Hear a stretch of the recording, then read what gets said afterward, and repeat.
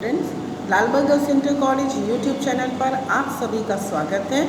मैं Mrs Gregory आज आपके सामने फिर से प्रस्तुत हूँ क्लास 10 हिंदी के लिए। आज मैं आपको बिहारी लाल की नीति के बारे में बताऊंगी, उसको समझाऊंगी। ये हमारे काव्य से संबंधित है और इसका रिटन वर्क आप अपनी कॉपी पर करेंगे। तो चलिए देखते हैं नीति। तो चलिए हम देखते हैं बिहारी लाल जी की नीति में पहला दोहा। दुसह दुराज प्रजानु को क्यों ना बढ़े दुख दंदु, अधिक अंधेरो जग करत मिली मावस रविचंदु।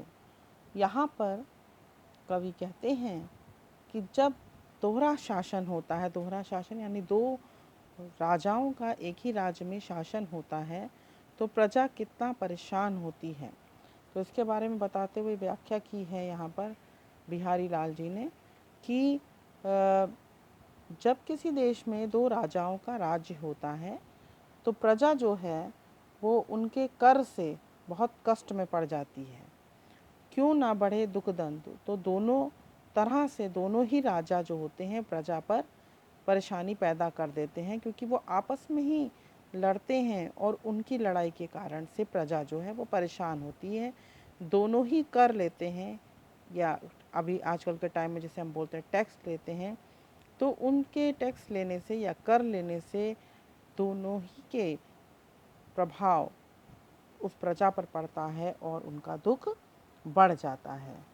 क्योंकि दोनों ही राजा का कर तो वसूल करते हैं, परंतु जो प्रजा है उनकी सुख सुविधाओं की चिंता कोई भी नहीं करता। और उदाहरण देते हुए यहाँ पर कहा है उन्होंने कि अमावस्या के दिन अधिक अंधेरो जग करत मिले मावस रविचंदु।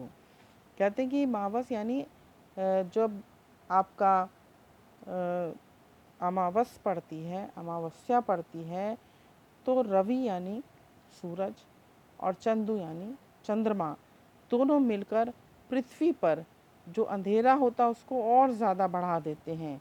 इसी प्रकार से रवि और चंदू यहाँ पर दो राजाओं के विषय में बताया गया है कि दोनों राजा जिस प्रकार मिलकर प्रजा पर बहुत कष्ट करते हैं, बहुत कष्ट उनको झेलना पड़ता है प्रजा को, उसी प्रकार से सूर्य और चंद्रमा दोनों जब एक राशि में इकट्ठे होते हैं तो उस दिन दोनों ही मिलकर संसार में अन्य दिनों से ज़्यादा और अधिक अंधेरा कर देते हैं। चलिए अब देखते हैं दूसरा, कि दूसरे में क्या है। बसे बुराई जानु तन ताही को सन्मानु, बड़ो बड़ो कहीं छोड़िए खोटे ग्रह जपुदानु। यहाँ पर कवि कहते हैं कि संसार में लोग क्रूर व्यवहार के भय के कारण ही लोगों का सम्मान करते हैं।